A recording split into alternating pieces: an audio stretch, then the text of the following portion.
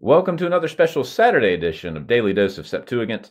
Today we're going to finish up our first tour through the very famous Codex Vaticanus. We've been looking at a handful of passages from Isaiah in this codex, including some scribal features as well. And again, if you want to see some high-res images of the manuscript, you can go to the link shown on the screen. But today we're going to actually kind of take a step back and just look at the basic contents, at least on the Old Testament side of the equation of Codex Vaticanus.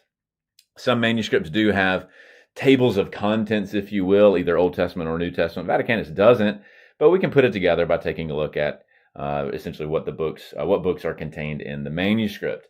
And some things are predictable, and some things might be a little bit surprising. So the first 5 books are there, of course, Genesis through Deuteronomy, then Joshua, Judges, and Ruth. And that fits with the sort of standard expectation that we would have. Then we have something known as First and Second Kingdoms, which is known to most English readers as 1st and 2nd Samuel, as it is also known in the Hebrew, followed by 3rd and 4th Kingdoms, which is actually 1st and 2nd Kings. So in essence, there are 4 Kingdoms books, Basileon, but we know them as 1st and 2nd Samuel, 1st and 2nd Kings, and that's pretty customary for most Septuagint manuscripts. Then we have 1st and 2nd Chronicles, which is actually Paralipomena in Greek. We'll get to that down the road, I'm sure. Then we have Esdras A, which we'll come back to in a second, and then Esdras B, and those are sometimes known as 1st Esdras and 2nd Esdras, and actually the numbering scheme of these is actually quite chaotic, and we'll keep it simple for today. Esdras B is actually what we know from the Hebrew and English as Ezra and Nehemiah. They're essentially treated as one book. They just flow from one into the other. Esdras A, in effect, is a remix of that. It's a Greek version, clearly indebted to Ezra-Nehemiah, but it's kind of a more streamlined, slightly tweaked retelling of the Ezra-Nehemiah story. Then you have Psalms, Proverbs, Ecclesiastes, Song of Songs, and Job. And so we're familiar with all of those, but the order is different than what you would know in English or we have in the Hebrew, which is a bit of a headache for those who work in the field, because I get them wrong all the time. Then we have Wisdom of Solomon, then Sirach, which is also known as Ecclesiasticus, also known as, at least in the Hebrew version, the Wisdom of Ben Sira, and no doubt down the road we'll get into some Sirach. Then Esther kind of wedged back in there as a canonical book, then Judith, Tobit, and then we have the 12 prophets, which we would know as Hosea through Malachi. However, in the Greek, the ordering is not quite the same. It's the same books, but it's not quite the same ordering as you would be familiar with. Yet again, another headache. And they're also before the bigger prophetic books. And so Isaiah comes after the 12. We've actually seen that in a prior video. Then Jeremiah, then Baruch, Lamentations, the Epistle of Jeremiah, Ezekiel, and Daniel, including the additions to that story, which I'll get to in a second.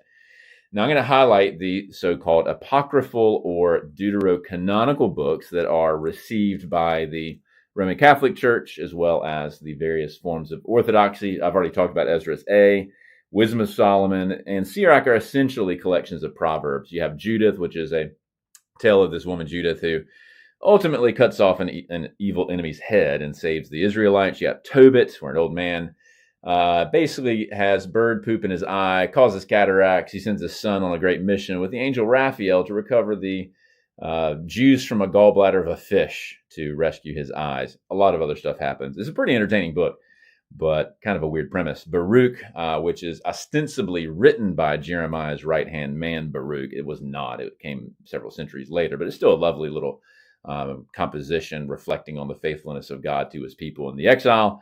You have the Epistle of Jeremiah, and then, as I mentioned, the additions to Daniel, such as Susanna, Bel and the Dragon, and the Song of the Three Young Men. You'll notice that Vaticanus does not have 1st or 2nd Maccabees or 3rd or 4th Maccabees, which is a little bit puzzling. It is going to be in Sinaiticus and some of the others that we'll look at down the road. So one fascinating thing is that whoever put together this codex sort of interleaved all of these extra compositions among the traditional canonical books. And there's a whole long debate about what to make of that in terms of early canon consciousness and so forth. And in a forthcoming book that I'll mention later on in Daily Dose that Will Ross and I have edited, called The Authority of the Septuagint, comes out with IVP Academic in October or November 2025. One of my chapters in that book deals with how we understand the rise of the threefold canon and how to understand these extra books, so call it, in like Vaticanus and so forth, that were not originally part of the sort of Jewish threefold canon. So hold your thought on that. I won't get into that today. But what I will do is sort of just kind of page through the manuscript to show you how some of these books, not all, sort of how they look when they get started, which is just kind of interesting. And let's start with the book of Psalms. And so you can see Psalmoi here at the top. And you'll notice, first off, if you've been paying attention, that Vaticanus is normally 3 columns. Here, though, we have 2 columns, and that is pretty consistent across the board with poetic books, not just the Psalms, but books that take the form of some sort of poetry, that they are typically rendered in 2 columns, and that's most likely to give more room for the line, so there's not going to be as much need for these sorts of line breaks like you see here.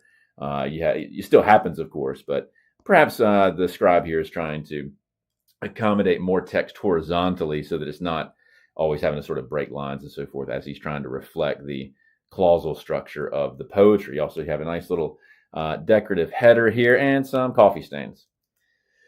Next, we have the Sophia Salomon here. So this is the Wisdom of Solomon, which follows Job. So that's the title at the end of Job. And once again, another decorative header with the sort of drop caps. This is an alpha here. We've seen that in Isaiah. And so it's being treated like any other book in the Codex. Next, we have Sophia Sirach. And I've tried to cram a lot in here. This is the title at the end of the Wisdom of Solomon. And then this is the start of the book proper here at the top right. And you can see the decorative header plus the title barely squeezed in. But if you know anything about Sirach, and again, we'll get into it down the road, it begins with the prologue that was written by the grandson of Ben Sira, where he explains how he basically has a Hebrew version of this. He's going to translate it into Greek from his grandfather, explains his rationale. You even see scribal issues here where they've added some corrections to the text, even to this prologos, this prologue. Prologue ends here, and then the scribe starts the book proper on the next column with the decorative header. Next, we have Judith, which again has a decorative header. A little bit of a weird spelling. Judith here, it has the EI spelling. It's related to Iddicism in the ancient world. And then we have Tobit. You can see that Judith ends on the prior column with a little coronus that's traditional here. And then Tobit starts at the top. Lastly, we'll take a look at Daniel. And as you turn to the first folio where Daniel appears, you'll notice there is a lot on the page. And I haven't studied this in detail. This is some sort of probably early Middle Ages commentary or some sort of explanatory comments by some later scribe added all throughout the margins, as you can see, in a much later minuscule hand. My guess is it deals with the issues that pertain to Daniel and its multiple parts and so forth. And so you'll see that it has all sorts of decorations along the top. It's picking up at the end of Ezekiel, if you can make that out. But here's the interesting thing. If you zoom in a bit, you'll see there's Daniel written at the top. And you would expect it to start with traditional Daniel. But actually, the first several folios are the book of Susanna, which is an apocryphal story about a girl who's accused of misconduct, and Daniel kind of gets her out of the jam. It's a lovely story, but it's not traditionally, of course, received, at least by Protestants, as canonical, nor by the early Jewish community. But whoever the scribe is of Vaticanus in this section essentially treats it as Daniel. There's no evidence that they saw it as in any way different. Whatever the scribe of Vaticanus is using as his version of Daniel included Susanna, and indeed it also includes, as I've already talked about, Bel and the dragon. In fact, when you get to the official start of Daniel, it's pretty nonchalant. It's at the end of Susanna, and then you just have a little ecthesis that we've seen before, a little paragraph number, a little line break here, but then it just kind of continues. There's no header, there's nothing special about it. You just kick into the main story of Daniel. And so that's really interesting, and a lot of debate among the scholars about what to make of that. But at least for this scribe, that doesn't mean it's universal in the early church by any stretch of the imagination, but whoever's putting this together essentially saw the whole Daniel corpus as one corpus, not as canonical Daniel versus all the other bits. And so, of course, that's food for thought as we debate the status of the canon in the early church and so forth. but it is just notable how Daniel at least works in this particular manuscript. It doesn't work like this in other manuscripts. In fact, one of the issues with the Greek version of Daniel, as well as the Greek version of all these apocryphal books and the different codices that have them, is that they tend to have totally different orders. They're put in different places. Some have certain books, some don't. Like I've already talked about, 1st and 2nd Maccabees are not in Vaticanus, but are in some of the others. And so some of that noise relates to this issue of the kind of fluid status of the apocryphal books. However, the canonical books were not fluid. Some of the ordering might be slightly different here and there, but the inclusion of the traditional threefold canonical books was well set by the time these codices were being put together. Well, I hope you've enjoyed this initial wave, a few videos getting us into Codex Vaticanus. In future videos, we'll now turn our attention in coming days to Codex Sinaiticus, but no doubt we'll come back to Vaticanus down the road.